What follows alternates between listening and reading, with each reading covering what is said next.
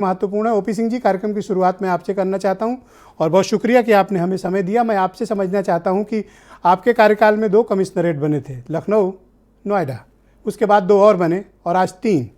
इस तब्दीली को आप किस तरह से देखते हैं? क्या कमिश्नर सिस्टम यूपी में प्रभावी है या नहीं?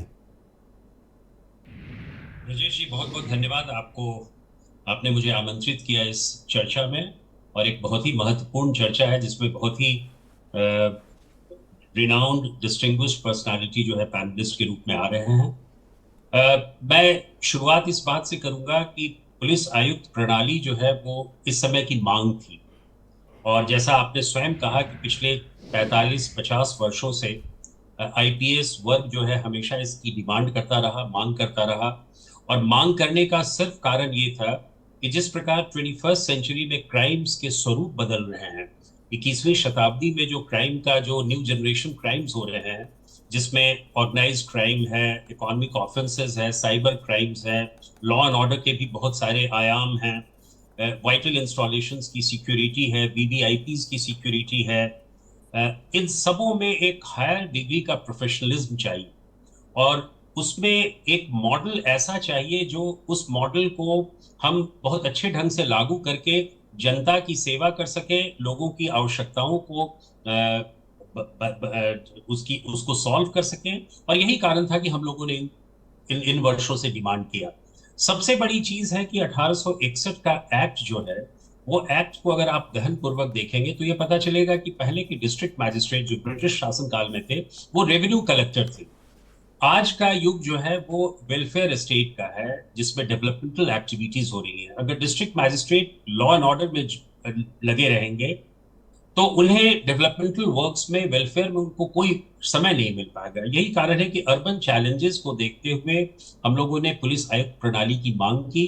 और मुझे खुशी है कि मेरे कार्यकाल के दौरान मुख्यमंत्री जी ने इसको समझा, माना, और 2 जगहों पर, लखनऊ और नोएडा में इसको लागू किया। उसके बाद फिर कानपुर और वाराणसी में हुआ, और आज एक महत्वपूर्ण दिन है जब 3 और जी, शहरों में लगाया जा रहा है। तो मैं समझता हूं कि ये पृष्ठभूमि समझना बहुत जरूरी है कि आफ्टर ऑल आयुक्त प्रणाली की आवश्यकता क्यों है। 2 इसलिए साल से मैंने ये ज़्यादा का बात वक्त कही। हो गया ओपी सिंह जी।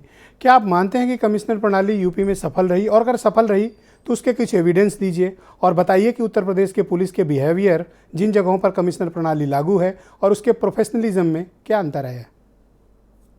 ये बहुत ही अच्छा प्रश्न आपने पूछा।